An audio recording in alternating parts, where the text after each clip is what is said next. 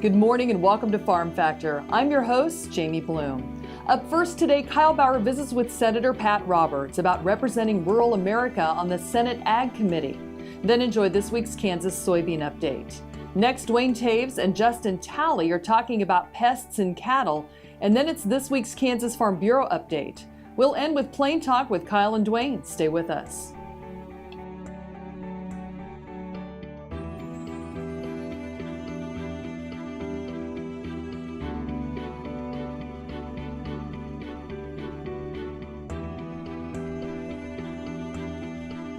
Closed captioning brought to you by Ag Promo Source. Together we grow.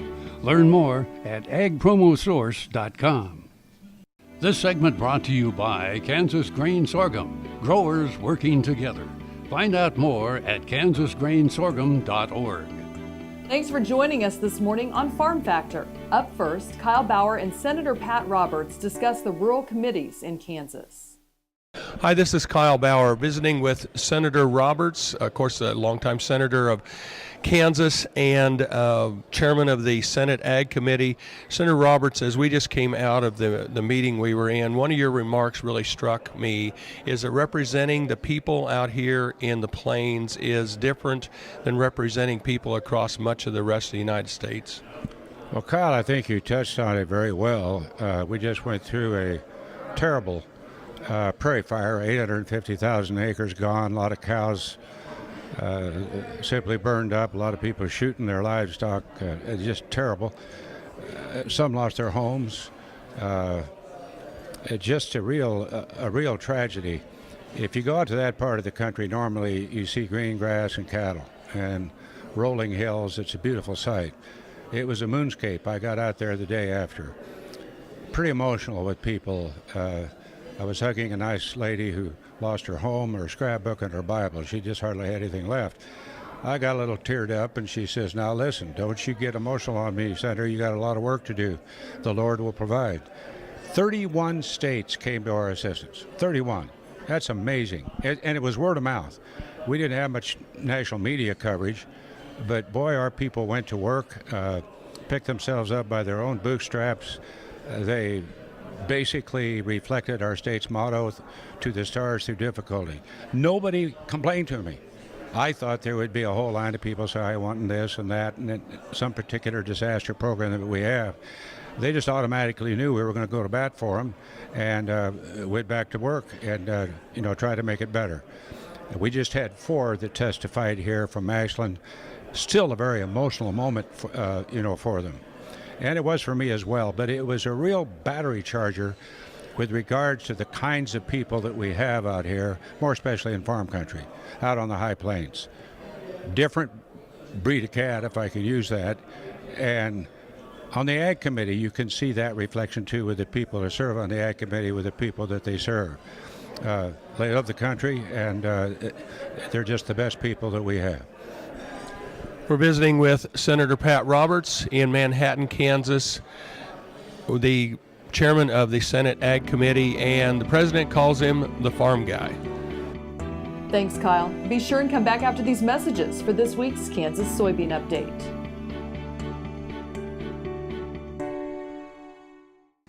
KFRM is one of the largest farm radio stations in the nation, dedicated to informing and entertaining rural listeners from northern Oklahoma to southwestern Nebraska. You can catch KFRM in many ways, of course, 550 on the AM dial, streaming at kfrm.com, or on your smartphone by going to the TuneIn Radio app, or on Ag AM in Kansas on Tuesdays and Facebook every day of the week. KFRM, tune us in. You'll be glad you did. Tarwater Farm and Home has been family owned and operated since its beginning in 1978. What you need for farm and agriculture, lawn and garden, clothing and footwear, and so much more. You'll be surprised at what you'll find in this huge store. They have what you need and lots of it. So come take a look. You'll discover that customer service is first and foremost. Always has been with the Tarwaters. Tarwater Farm and Home, 4107 North Topeka Boulevard. Valley Vet Supply is devoted to providing information and professional quality products at reasonable prices. ValleyVet.com, ValleyVet.com, Valley Vet Supply.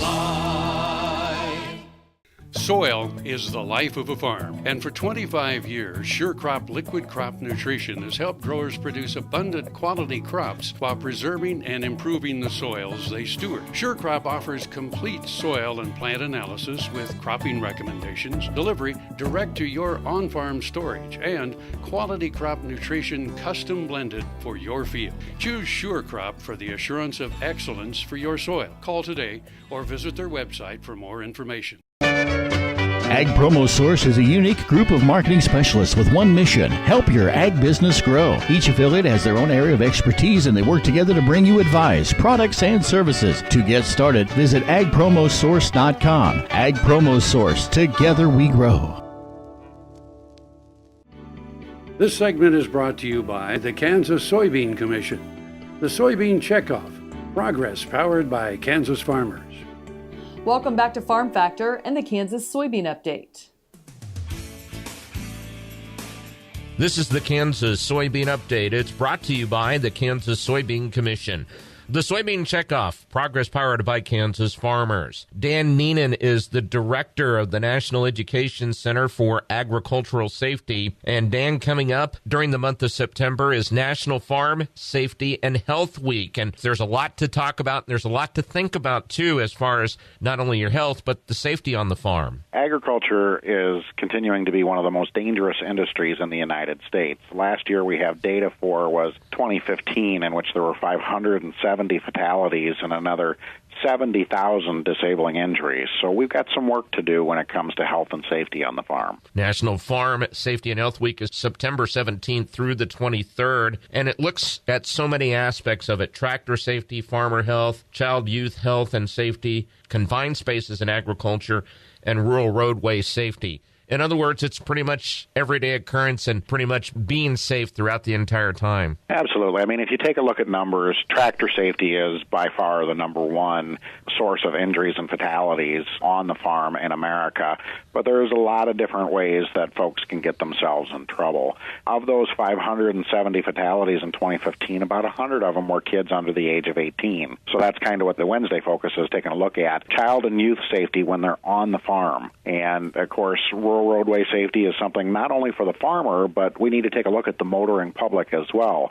As we get into the fall, the days get shorter, of course, and at harvest time, we're going to have a lot of equipment on the roadway. So we need to share the roadway, but there's a couple things that the motoring public needs to know. You can't pass a piece of farm equipment in a no-passing zone, even if they're going slower than what you are, and to always be aware of tractors with wagons and combines making left-hand turns into farm fields. We have a lot of incidents where, the farm equipment's turning and somebody's trying to pass and a collision occurs. Are farmers getting better at practicing farm safety and keeping up with their health? As we purchase new equipment, the new equipment has today's safety standards on it. So in that way, we're getting better. If you take a look at it, when I first started in farm safety and health back in 2000, we were averaging 740, 750 fatalities. So we're heading in the right direction, but unfortunately, I don't think we're ever going to reach zero during my working lifetime. Dan, we appreciate your time. Thank you very much. Thank you. That is Dan Neenan, who's the director of the National Education Center for Agricultural Safety. He's been our guest on the Kansas Soybean Update. It's brought to you by the Kansas Soybean Commission. The Soybean Checkoff, progress powered by Kansas farmers. Learn more at kansassoybeans.org. For Kansas Soybeans, I'm Greg Akagi.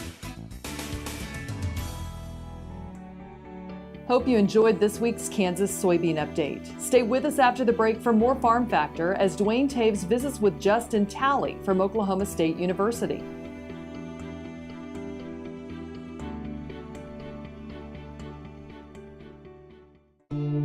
I will take action against herbicide-resistant weeds.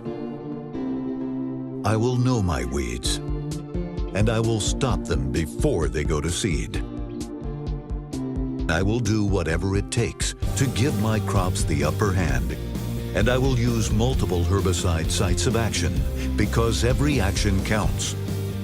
I will take action, this time for all time. The new Better Horses Network is worldwide, presented by Lucas Oil, featuring worldwide radio and TV with iconic hosts like Al Dunning, Sharon Camarillo, Ernie Rodina, Lindy Birch, and Craig Cameron. With American Cowboy, Horse and Rider, Brushy Creek, Cavenders, and Ride TV. Worldwide radio and TV, the all-new Better Horses Network. Heinen Brothers, a fourth-generation Northeast Kansas farm family, knows how tough farming can be. Farmers helping farmers. Heinen Brothers Ag, selling and servicing crop protection products, fertilizer, anhydrous ammonia, cover crops, quality aerial and ground application. Call today to learn about our extended term financing program. 800-760-4964. HeinenBrothersAg.com.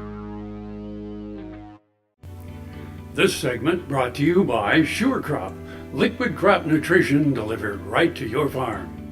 We're back. Now Duane and Justin discuss flies and ticks in cattle. Duane Towes joining you once again with Ag AM in Kansas. A chance to catch up with Justin Talley with Oklahoma State University at a recent field day. And Justin, you had the task talking about insects, flies and ticks to cattlemen here in north central Kansas at this particular site. And it's really kind of universal here through the Central Plains. When it comes to the summer months, our cattle with cow-calf pairs or stalker cattle, they've got some nemesis out there that are going to reduce gains. Yes, that's correct. You know, one of our main nemesis is ticks, and then the other one are hornflies. And so when we look at hornflies, we're looking at how many are going to make an impact to those animals. For growing cattle, such as stalkers, we know that if you're above 200 to 300 flies per animal, then it's going to have an impact on weight gain and also the performance of that animal. So what we try to do is develop management plans, because it's really hard to get rid of all the flies, but we try to manage the flies. The other thing are ticks. Ticks are both what we consider a vector, carrying disease agents, as well as just causing just performance impact on the animals. And as well, most of the cattle producers to the Central Plains are having issues with ear ticks. And so ear ticks have become a major problem both for Oklahoma and Kansas. And so that becomes a dual threat in terms of parasite management of external parasites on cattle. We think about dealing with them, a number of different options, each of them having their own aspects that are beneficial for us, but oftentimes it seems like a combination of modes of action and weapons to attack probably is the key. Yeah, you're correct. We have a lot of tools out there, a lot of products out there, but it all comes down to modes of actions and how we use those products. Some products are out there that are persistent for short term. Some are persistent for longer term, such as ear tags. So what we want to try to do is manage these horn flies so we don't develop resistant flies. And so when we do that, we take into account application type and then the chemistry it's in. And so the chemistry relates to the mode of action. And so with the mode of action, what we're doing is it has a target site. And with that target site, it's what that chemical is targeting to kill the insect. And so when you switch up the chemical classes, it's like a shock to the system. And so essentially what happens is if they have resistance to one chemical class, you can implement another chemical in a different chemical class that can essentially kill that fly. We think about other options as well, feed-through products, pour-ons, ear tags, sprays, dusts. All of them have their application, as you referenced, but making sure that we rotate things. We hear an awful lot about resistant populations. Yeah, so we have a lot of application techniques. So when we look at application techniques and resistance management, so we have to ask the question, how long is that product being exposed to the flies? And so if you have a product such as ear tags, or whether it's in different kinds of ear tags, it's the persistency of that product. And so what we have to do is rotate those on a year-by-year basis. You can't do short-term rotations with those because you could develop cross resistance. And so what we try to do is a rotation on a year-by-year basis. And right now you have a 3-year rotation with ear tags, one with organophosphates, another one with pyrethroids, and then the third year could be with what we consider an abamectin, which is a macrocyclic lactone, so similar to Ivomec or Cydectin type products. The other issue with like dust or sprays or oilers is, if you rotate those, you can do those in a more frequent case. And so you can start off in May with a certain chemical class in a dust bag and then switch to a different chemical class in a spray. Our thanks to Justin Talley, Oklahoma State University, joining us here on Ag AM in Kansas. Jamie, we'll send it back to you. Thanks, Duane. Come back after the break for this week's Kansas Farm Bureau update.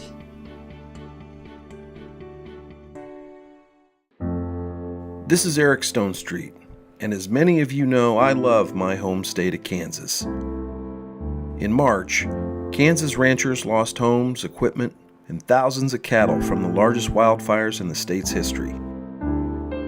Imagine losing all you have in a fire. Not just your house, but your livelihood. Ranchers are beginning to rebuild, but it will take years and tens of millions of dollars to build back herds, fences, and other infrastructure. Today, I'm asking you to help. Donate what you can and show your support to the ranchers of Kansas. Simply go to kansasfires.com. Your donation is tax deductible and will go to those who need it the most.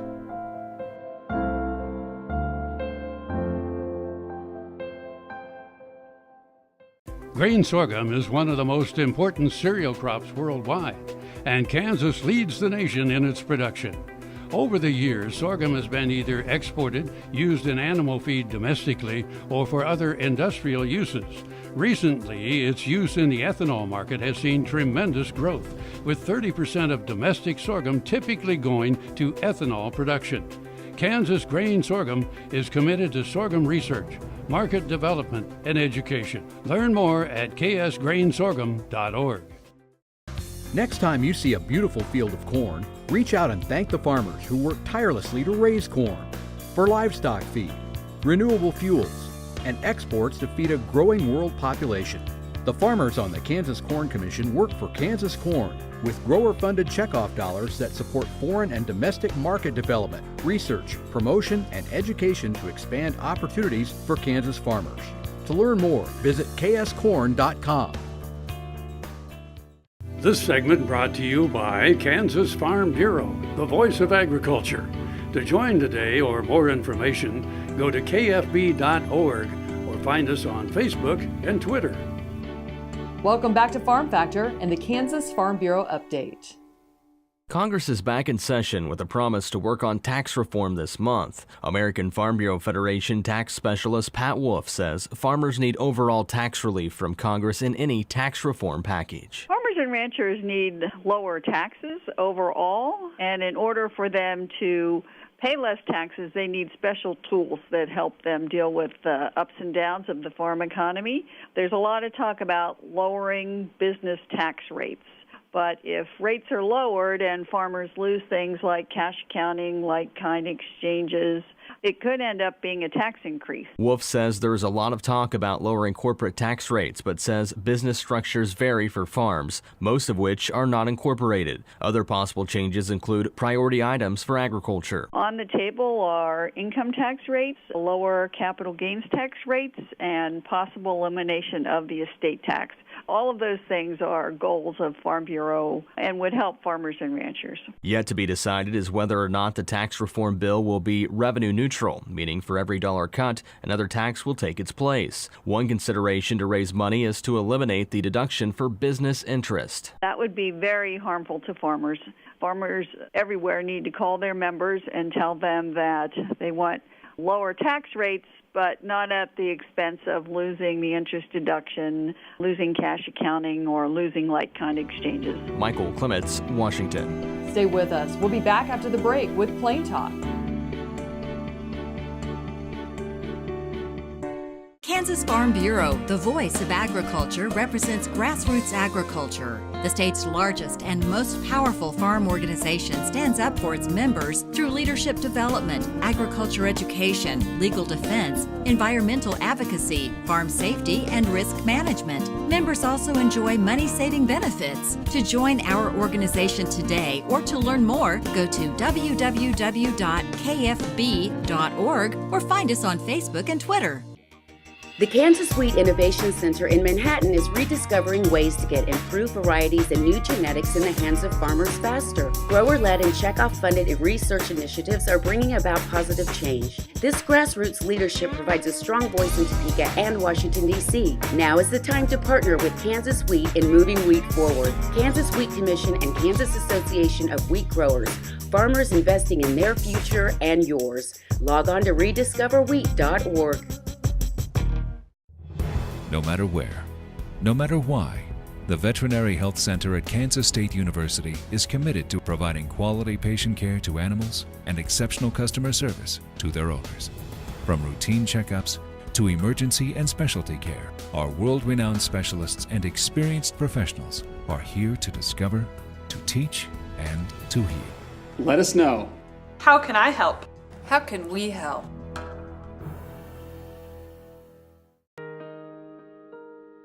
I'm Rexanne Struve, veterinarian in Western Iowa. I have a veterinary clinic and started doing stem cell therapy on dogs in August of 2014. And after the first 2 dogs, after 3 weeks, I saw such dramatic results. I said, hey, I have arthritis. I have joints that really need this help. Where can I go to get this done? I had stem cell therapy done in November of 2014 on my finger joints, my hip, and the ball of my left foot, all of which I'd had real severe problems with. Saw a pretty dramatic improvement in a short amount of time. I would certainly recommend that somebody don't wait until I'm in the position that I was in with the damage already done to my joints. I encourage veterinarians to use it for their animals, and I encourage anybody who sees this video, if you have need, get in contact with these people because this is a phenomenal place to have this done. This segment brought to you by Kansas Corn. Learn more at kscorn.com. Welcome back. Now let's see what Kyle and Duane are up to on Plain Talk. Hi, this is Kyle Bauer with Plain Talk with Duane Towes. Kyle Bauer, your fact or fiction question of the day. The Ouija board named itself. In 1890, the Ouija board got its name when the owners of the game and several friends asked it for an appropriate name. Under their closed fingers, it spelled out O-U-I-J-A. That's how you spell Ouija. Fact or fiction? You know, that would sound plausible to me, but I suspect it's an acronym or something like that, so I'm going to go with fiction. It's true. It's true. It spelled out its own name. It is a factual story, but was it really a fact or just creative marketing? Yeah. Well, that's a good point. You have to ask the board yourself. What's your name? So, I'm sure you've used a Ouija board sometime. You know, I don't remember ever doing that. You lived such a sheltered life. My wife had. Yeah, I grew up with rock sticks and, tinker toys. That's pretty much I remember in my appropriate years of junior high and or early high school of being at a party that you did it. And there are times it's a little creepy, a little impressive. Yeah. I don't hold a lot of faith in the board. Ye of little faith, ye who has never tried it. I'm just saying. He has never tried. Have you ever had your palm read? I have. What did they come anywhere close? Did you think? I don't know. It's probably in that same era that I had it read. I don't think I've had it read after Ange and I were married. We were at the Nebraska State Fair, and there was a reader there, and I got to admit, I don't know whether she was just very perceptive, which they say there's a lot of that, yeah, or what it was, but you were impressed. I was impressed enough to think I didn't get ripped off for the money I spent. Were you skeptical prior to that time? A bit, probably. And see, you're skeptical of Ouija board, but you've never used the Ouija board, and so... Well, that's a board. So you would have been impressed. It's not a living thing. It's a magical board. It's a magical board. It is. Okay. Yeah. This was a live body that was sitting there across from me. No little crystal ball. She just looked at my hand. And started talking. Well, since the Toews boys appear to have played with sticks and stones, don't be throwing the sticks and stones at the Ouija board till you've tried it. All right. I'll cut the Ouija some slack, I guess. Thanks for joining us. I'm your host, Jamie Bloom, and I hope you enjoyed today's show. See you next week on Farm Factor. Closed captioning brought to you by Ag Promo Source. Together we grow. Learn more at agpromosource.com.